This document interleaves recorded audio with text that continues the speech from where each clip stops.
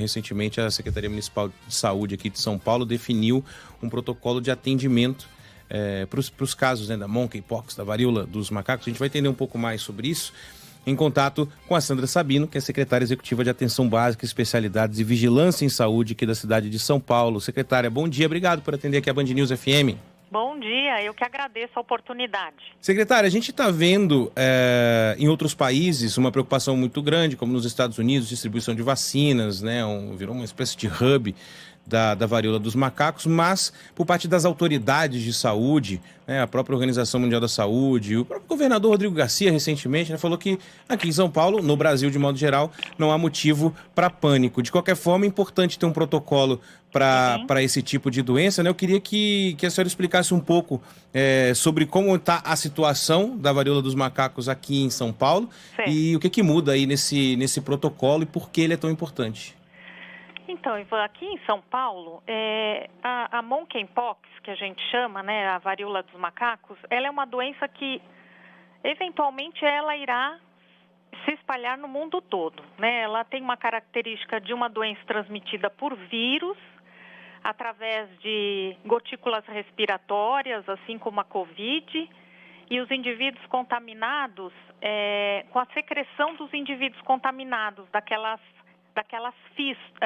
pústulas, né, que eles ficam como se fosse a varíola antiga, que são vesículas no corpo com líquido dentro. Então, esse material é altamente contaminante.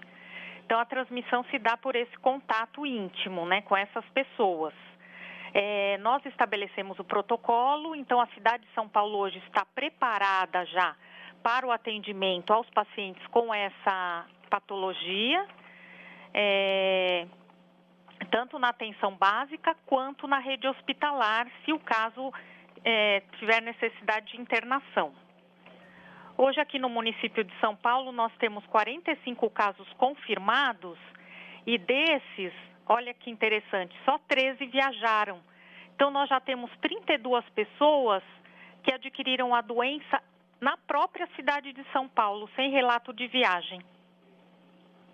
Nossa, é bastante, né? E, secretária, bom, a gente tem aqui nessa época, muita gente que tem, por exemplo, problemas na pele, né? Agora o tempo mais seco, frio. Como que a gente, por exemplo, difere essas feridas, né, causadas pela varíola de qualquer outra doença, assim? Para que ninguém fique preocupado também, né? Não saia correndo aí procurando serviço de saúde. Até porque, né, nesse novo protocolo, são considerados suspeitos da doença qualquer pessoa que tenha apresentado subitamente uma erupção dessa, né, secretária? Exatamente, mas os sintomas, eles são súbitos, viu, Ivan? Eles são febre, então a pessoa vai ter, assim, subitamente febre, dor de cabeça, dores musculares, dores nas costas, calafrios, muito cansaço. Aí, rapidamente aparecem essas lesões que têm líquido dentro.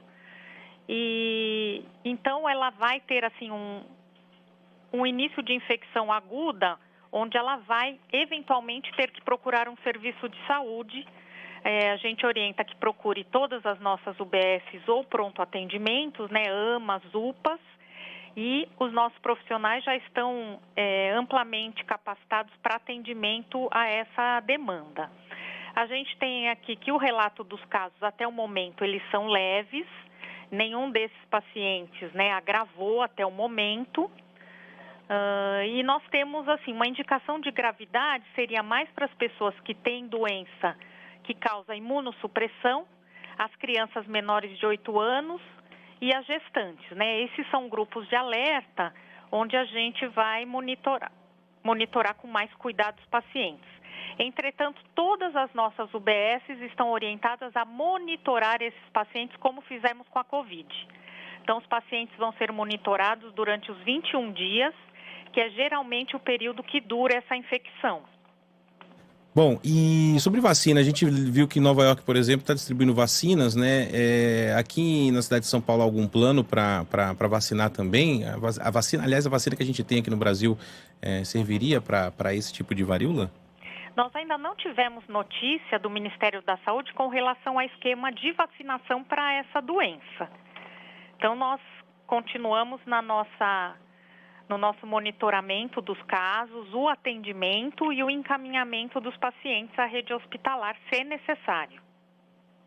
Bom, é isso. Então, são algumas questões importantes, né, secretária? Que a primeira ainda não é motivo para pânico, embora a gente veja em outros lugares o pessoal meio que correndo em relação a isso, e que há um protocolo de atendimento e de monitoramento desses pacientes, o que é importante também nessa situação. Então, só repete para a gente os números aí, para a gente ter bem pontuado aqui na programação. Sim, nós temos aqui no município de São Paulo casos confirmados, e desses 13 relataram viagem. Então, 32 pessoas pegaram a infecção no próprio município de São Paulo.